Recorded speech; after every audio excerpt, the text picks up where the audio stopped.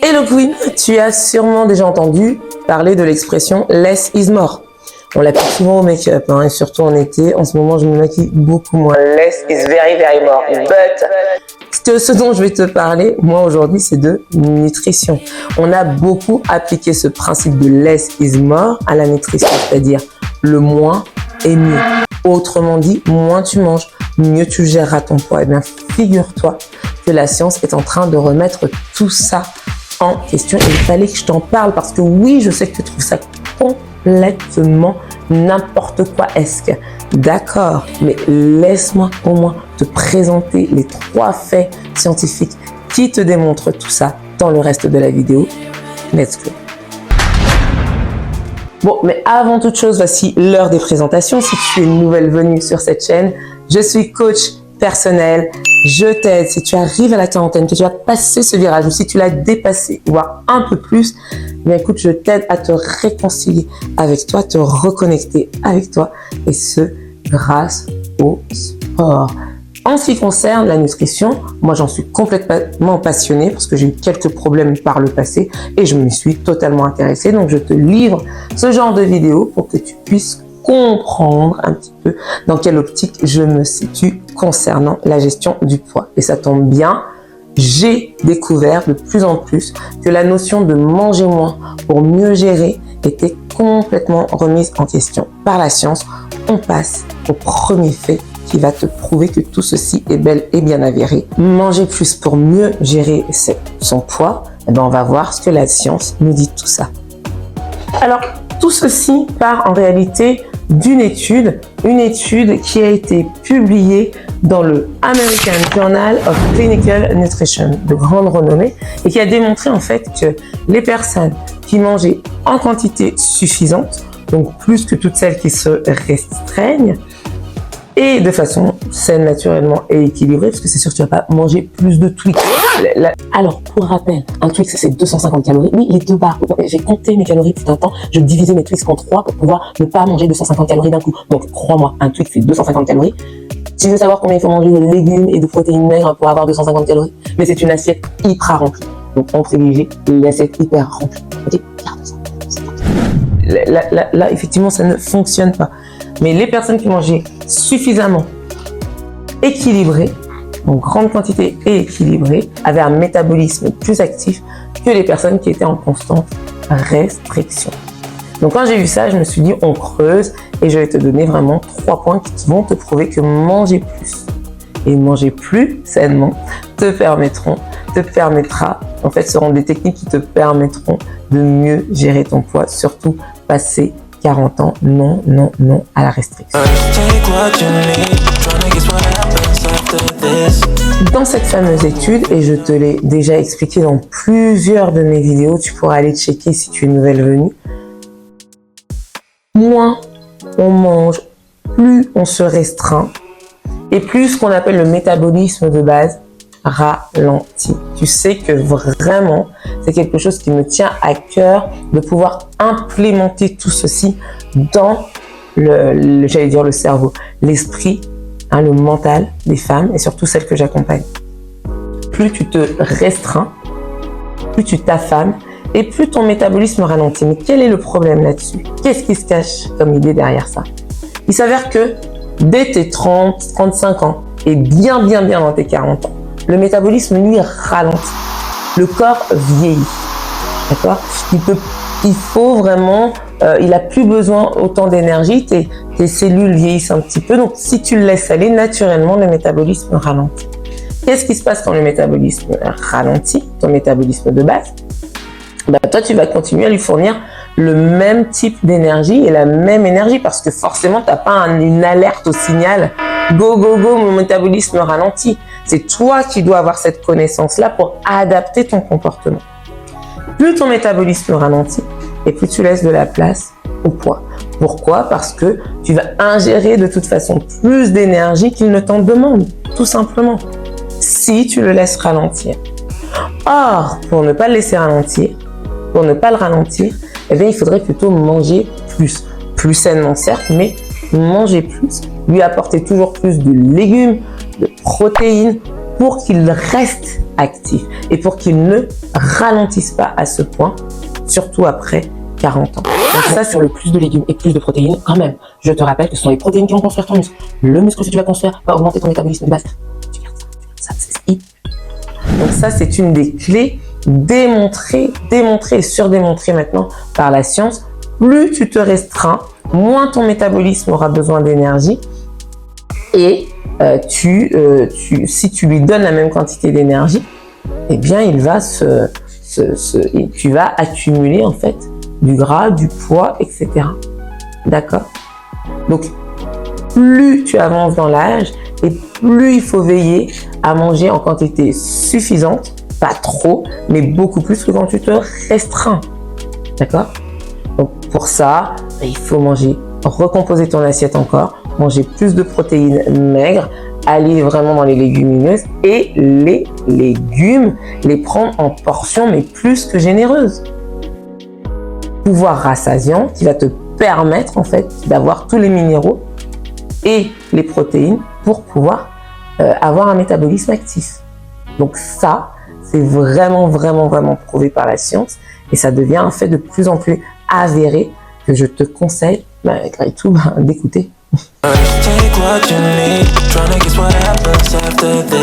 semblerait aussi, d'après une étude menée dans l'université, à l'université de Californie, cette étude, elle a révélé en fait que le fait de manger plus régulièrement, toujours de façon équilibrée, avec les bons nutriments, etc., faire des collations saines, c'est-à-dire légumes, fruits, etc., mais le fait de manger plus régulièrement, apporter des nutriments et favoriser le maintien, le contrôle de la faim. Pourquoi? Je t'explique. L'idée qui se cache derrière et le raisonnement qui se cache derrière, c'est de dire qu'en apportant régulièrement à ton corps, on va pas manger toutes les 2 heures, hein, donc voilà, surtout si tu fais un jeûne intermittent.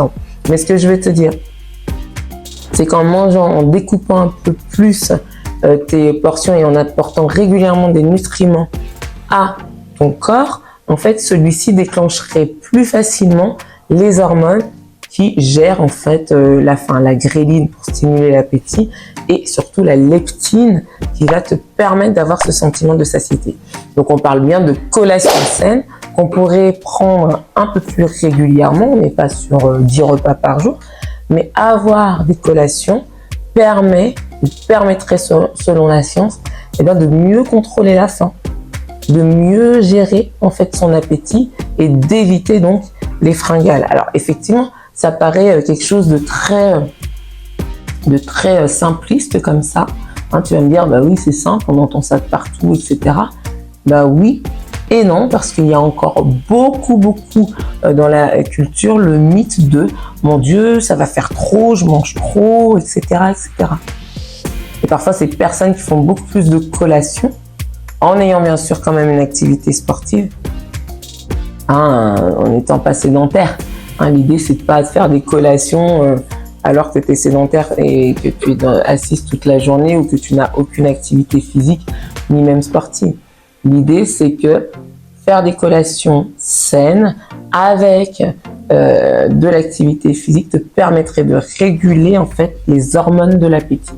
Et en régulant les hormones de l'appétit, eh bien, tu gères mieux ton poids. Donc, encore une fois, manger plus ne serait pas forcément, ne serait pas une barrière à mieux gérer son poids, voire en perdre.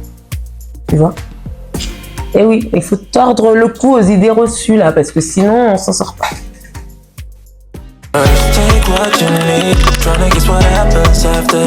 Il y a une revue qui s'appelle Nutrients. Alors, je découvre aussi ces revues, je ne mets pas tout ça dans ma tête, je suis en toute transparence avec toi, c'est quand je m'intéresse au sujet naturellement que je trouve tout ceci. C'est pour ça que de temps en temps j'ai mes notes. On est bien d'accord. I've not the power of all the science of the savoir. Tout ce que je sais, c'est que je creuse et que je trouve des choses très intéressantes qui vont dans le sens de la stratégie, qui vont dans ce sens de l'accompagnement où, gérer son poids, pas forcément manger moins, ça peut être manger plus sainement, d'accord, et plus en fonction de ce que l'on ressent. Voilà. Parce que outre l'apport nutritionnel, que là où je veux en venir avec cette nouvelle étude, c'est qu'effectivement, l'équilibre nutritionnel, que si tu apportes une alimentation variée ou si tu apportes une alimentation arc-en-ciel, comme je t'en parlais la semaine dernière, eh bien, tu auras plus de chances d'avoir un certain équilibre hormonal, parce qu'on sait que tout déséquilibre hormonal, hypothyroïdie par exemple, eh bien, perturbe ta gestion du poids. Mais moi, ce qui m'intéresse outre, pour aller plus loin, et l'idée que je veux t'amener derrière, forcément, parce que toutes ces études scientifiques, c'est magnifique, on est toujours dans le quantitatif, mais moi, ce que je veux, c'est aller chercher dans ce qui est un petit peu moins tangible. Quand on parle d'équilibre hormonal, quand on parle de tous ces équilibres, on parle aussi de l'équilibre émotionnel. Enlever la barrière et la croyance limitante selon laquelle il va falloir toujours te restreindre pour avoir un résultat au niveau de ta balance ou au niveau de ton tour de taille, etc. Le premier équilibre qu'il va falloir que tu recherches, et c'est ce que je dis aux merveilleuses femmes que j'accompagne, c'est l'équilibre que tu as ici. C'est comment tu vas te renforcer ici pour que cette alimentation ne soit plus forcément qu'émotionnelle. On a toute l'alimentation émotionnelle. De temps en temps, bien sûr, une petite alimentation cocooning, mais comment faire pour que cela ne devienne pas une habitude? Eh bien, manger plus sainement, manger plus régulièrement, il faut que ça soit quelque chose qui ne t'affecte pas, qui ne soit pas une crainte pour toi, parce que je te le révèle dans cette vidéo, et ça c'est ma petite parenthèse mindset que je voulais te donner quand même dans cette vidéo un petit peu plus technique nutritionnelle. Ce mindset-là qui t'enlève cette croyance qu'il va falloir te restreindre, qu'il va falloir compter tes calories, etc., etc., il faut que tu la fasses péter parce que même la science te l'a prouvé. C'est pas parce que tu vas manger plus que tu vas prendre du poids.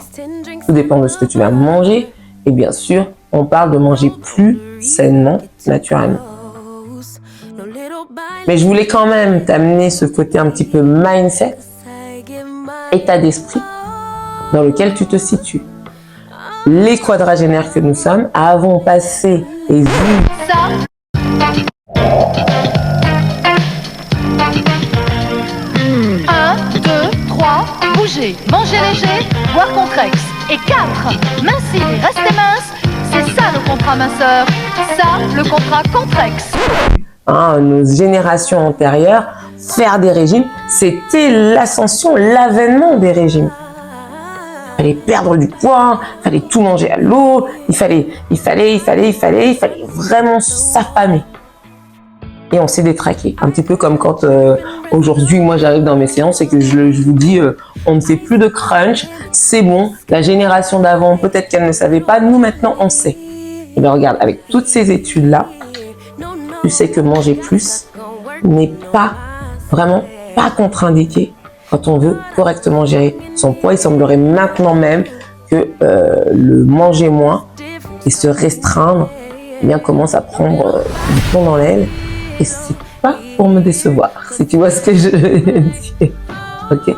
Mais bien sûr, à condition de manger des nutriments, une alimentation variée, une alimentation colorée qui te fasse plaisir, d'accord, et qui t'empêche d'être dans cette restriction, j'ai envie de te dire presque totalitaire, où tu te mets une autre charge mentale dont tu n'as absolument pas besoin. Ok, donc ça c'était ma petite partie mindset parce qu'elle est toujours là et elle est toujours très présente. D'ailleurs, même dans mon programme, elle est même très très présente parce que ce n'est pas un programme sportif pas comme tous ceux qu'on voit où on va juste foncer dans le sport pour perdre du poids. Donc voilà, c'était l'objet de cette vidéo. J'espère vraiment qu'elle t'aura plu, qu'elle t'aura apporté quelques éclairages. Je reviens naturellement sur le métabolisme de base à chaque fois parce que c'est la clé, c'est la stratégie, augmenter son métabolisme de base au fur et à mesure qu'on vieillit. Peut-être découper tes repas et manger, augmenter tes portions, surtout de légumes. Surtout de légumes, tu trouves tout dans les légumes, je le dis à chaque fois. Allez voir dans les nutriments, mais surtout également aller voir dans la gestion des émotions et lever les croyances limitantes qui te disent que manger plus va te faire prendre du poids. En attendant, Queen, si on allait let's glow? Ben oui, on va glow et je te dis à la prochaine vidéo. Let's glow.